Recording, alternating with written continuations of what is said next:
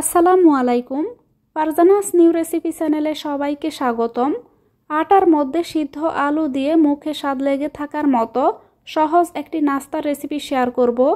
খুবই অল্প সময়ে ঘরোয়া সামান্য কিছু উপকরণ দিয়ে খুব সহজে রেসিপিটি আপনারা তৈরি করে নিতে পারবেন। আশা করছি আমার আজকের এই লোভনীয় শর্ট জলদি সকালের নাস্তার রেসিপিটি আপনাদের অনেক ভালো লাগবে। এখানে একটা মিক্সিং বোলের মধ্যে নিয়ে নিলাম আমি কিছু আটা। এখানে আটা বা ময়দা যে কোনোটাই ব্যবহার করা যাবে। সাথে দিয়ে দিব এখানে সামান্য কিছু হলুদ গুঁড়া, দিয়ে দিচ্ছি জিরার গুঁড়া, চটপটি মশলা, ধনিয়া গুঁড়া। তো এখানে চটপটি মশলাটা অবশ্যই দেওয়ার চেষ্টা করবেন, এতে করে নাস্তাগুলো খেতে অনেক বেশি ভালো লাগবে। দিয়ে দিলাম চিলি ফ্লেক্স, এখানে মরিচ গুঁড়াটাও নিতে পারেন। সঙ্গে দিয়ে দিলাম এখানে ফ্রেশ কিছু ধনিয়া পাতা কুচি। এবারে সবগুলো উপকরণ একটু মিশিয়ে নিব। আপনারা চাইলে এখানে পেঁয়াজ কুচিও দিতে পারেন, পেঁয়াজটাকে খুব ভালোভাবে কুচি করে দিয়ে নিতে পারেন। সাথে এখানে দিয়ে দিব 2টি সিদ্ধ আলু। তো এখানে মিডিয়াম সাইজের 2টা সিদ্ধ আলু আমি এখানে খুব ভালোভাবে ম্যাশ করে নিয়েছি। এবার এগুলোকে আমি আটার মধ্যে দিয়ে দিব স্বাদ মতো লবণ এবং দিয়ে দিচ্ছি এখানে সাদা তেল। দিয়ে হাত দিয়ে খুব ভালোভাবে সবগুলো উপকরণ মাখিয়ে নিব। তো এখানে পানিটা কিন্তু এই পর্যায়ে অ্যাড না করে প্রথমে আপনারা এগুলো সবগুলোকে এখানে খুব ভালোভাবে মিশিয়ে নেবেন। মিশিয়ে নেওয়ার পর আপনারা এখানে বুঝতে পারবেন পানিটা আপনাদের কতটা পরিমাণে লাগবে। তো সবগুলো উপকরণ খুব ভালোভাবে মিশিয়ে নেওয়ার পর এখানে আমি সামান্য একটু পানি দিয়ে দিয়েছি, দিয়ে এগুলোকে একটু মিশিয়ে নিচ্ছি। তো এখানে আমার আরও কিছুটা পানি লাগবে, তো এখানে আমি আরও সামান্য কিছুটা পানি দিয়ে দিলাম।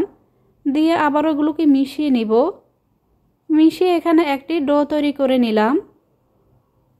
এবার হাত দিয়ে খুব ভালোভাবে খামিরটাকে আমি মথে নিব। রেসিপিটি ভালো লাগলে প্লিজ চ্যানেলটিকে সাবস্ক্রাইব করে সঙ্গেই থাকবেন আশা করছি। আর তার সঙ্গে কিন্তু অবশ্যই ভিডিওতে একটি লাইক দিয়ে দিবেন। এখানে এই নাস্তাটি তৈরি করতে আমি যেই উপকরণগুলো দিয়েছি সবগুলো উপকরণই কিন্তু সবার বাসায় কম বেশি সব সময় থাকে। হাতের কাছে থাকা অল্প এই উপকরণ দিয়ে খুব সহজে আপনারা শর্ট জলদি সকালের নাস্তাটি তৈরি করে নিতে পারবেন। তো এখানে খুব ভালোভাবে খামিরটাকে মথে নেওয়ার পর এখানে আমি এগুলোকে এখানে নিয়ে নিলাম, নিয়ে এগুলোকে 4 ভাগ করে নিচ্ছি।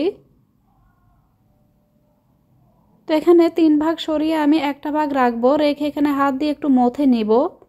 সামান্য কিছুটা আটার গুঁড়া ছিটিয়ে এভাবে হাত দিয়ে মথে নিব। হাত দিয়ে মথে নেওয়ার পর এবার আমি এভাবে গোল করে শেপটা করে নিব। এবার আমি এখানে রুটি বেলে নিব। তো এখানে নর্মালি আমরা যেরকম রুটি বেলি সেরকম করে রুটি না বেলে একটু মোটা করে বেলে নিব। খুব বেশি পাতলাও না আবার খুব বেশি মোটাও না, এরকম করে একটি বড় করে রুটি বেলে নিচ্ছি। তো এখানে আমার রুটিটি বেলে নেওয়া হয়ে গেছে। আমি এরকম মোটা করে এখানে রুটিটাকে বেলে নিয়েছি। এবার আমি এখানে গোল গোল করে নাস্তাটিকে কেটে নিব। তো এরকম একটি গোল কাটার নিয়েছি, কাটারটা নিয়ে এখানে আমি এগুলোকে এভাবে গোল করে কেটে নিচ্ছি। আপনারা চাইলে কিন্তু গ্লাসের মুখ বা ছোট যে কোনো ধরনের বাটি দিয়েও এভাবে গোল করে কেটে নিতে পারেন, এতে করে নাস্তাগুলো দেখতে সুন্দর লাগবে। সেমভাবে এখানে আমি আরও একটি বড় করে রুটি বেলে নিব। তো প্রথম রুটিটা বেলার সময় বাড়তি যে খামিরটা এখানে কেটে নেওয়ার সময় বেঁচে গিয়েছে সেই রুটির খামিরটা এবং সাথে আরও কিছুটা রুটির খামির দিয়ে এখানে বড় করে একটা রুটি বেলে নিয়েছি। একেবারে যদি আপনারা বড় করে রুটিটাকে বেলে নেন এতে করে নাস্তাগুলোকে কিন্তু বারবার রুটি বেলে বানাতে হবে না। আর অতিরিক্ত খামিরটাকে আবারও আপনারা রুটি বেলে এভাবে গোল করে কেটে নেবেন।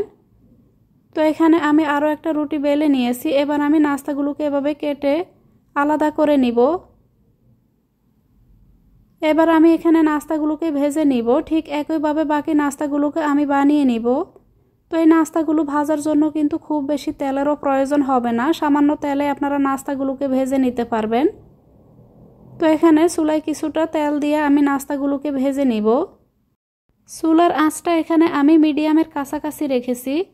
আপনারা যদি তেলে ভাজতে না চান তাহলে আপনারা নাস্তাগুলোকে সরাসরি কিন্তু তেল ছাড়াও কিন্তু সেঁকে নিতে পারেন, অথবা চাইলে আপনারা পাতলা করে রুটির মতো করে বেলে নিয়ে এগুলোকে কিন্তু আপনারা পরোটা আকারে বা রুটির মতো করে কিন্তু সেঁকে নিতে পারেন। আবার চাইলে এভাবে আপনারা গোল করে ছোট ছোট করে এভাবে গোল করে কেটে এগুলোকে হালকা তেলও ভেজে নিতে পারেন।